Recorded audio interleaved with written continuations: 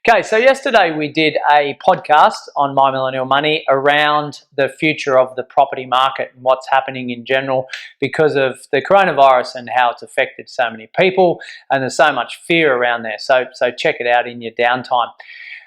We spoke about the changing climate of investing, I suppose, and that may change forever in some sense.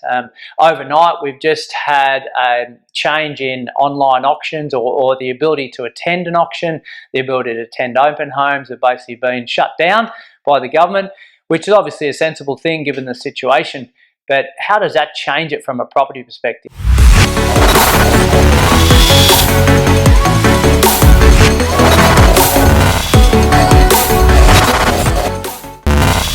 Well, I think it'll have some effect, but it also may change the way we do business, right? It started in the UK where a lot more online auctions were taking place, and with technology now, we can almost feel as though we're in that house anyway. So yeah, I don't think it'll have a dramatic effect, but it will have some sort of adjusting time for that to take place. So I wanted to speak to you today about some points or factors that I'm thinking and my thoughts on what the next 3, 6, 12 months hold, but also the longer term, and see how we can get through this.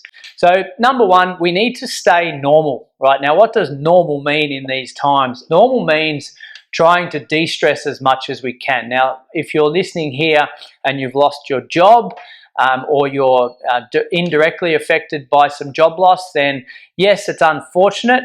We hopefully think that that's only a short-term thing, but staying normal to you or to anyone else who's showing a bit of fear is to continue to exercise, continue to eat well, continue to have a clear and positive mindset around life in general, right? So making sure we are normal in that sense as much as we can. That might mean time chunking our day and not lazing around feeling sorry for the outcome or what's been thrown at us, right?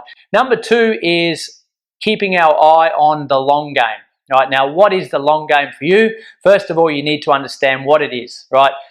Long into the future, 10, 15, 20 years. Now, keeping an idea or a motivation towards that sees us through the short-term pain, right? Now, I was told a number of years ago, it's never as bad as it seems and it's never as good as it seems, right? So we're experiencing a position now where we can be thinking life's pretty crappy, right? So it's never as bad as it seems. Our mindset is what gets us through that period, however. We know in relation to the economy and the share price and property prices that we have our ups and downs. We've got to roll that roller coaster.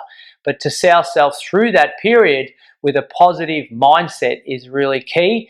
But having a long-term game plan and sticking to that is just as crucial, I think. Not having our sight on next week or next month, right? That's when we start to make emotional-driven decisions that can bring us undone. So if you didn't have a strategy to go and buy property or buy shares, why are we doing it now? If our strategy was to, in fact, do one of those, right, we've got to be looking seriously at why we wouldn't be, right? So understanding what's in our control and what's out of our control in that sense, right? So yeah, long game and mindset are two other factors. So staying normal, having our eyes on the long game, and definitely a positive mindset, right? And the last point I wanted to leave you with is, what does that mean for our future, right? What needs to change? Well, I think we need to press reset. We need to press reset on our life, and it's a time where you might be spending a lot of time at home to be able to think and plan and say, well, what do I need to change from a day-to-day, a month-to-month in my life to make sure that I insulate myself from future occurrences? Now, they're talking this is a 1 in 100 or whatever it may be, but we've also had our second 1 in 100 event this year already. So how can I insulate myself as much as possible to prevent the wheels falling off in a time like this, okay? What industry am I in? What cash buffers have I got in my life? Am I too heavily leveraged with bad debt, or have I got any bad debt that's bringing me down altogether? So pressing a reset and having a health check on our finances, but also our mental capacity so that we're getting the best out of our life now, which will serve us well for the long term.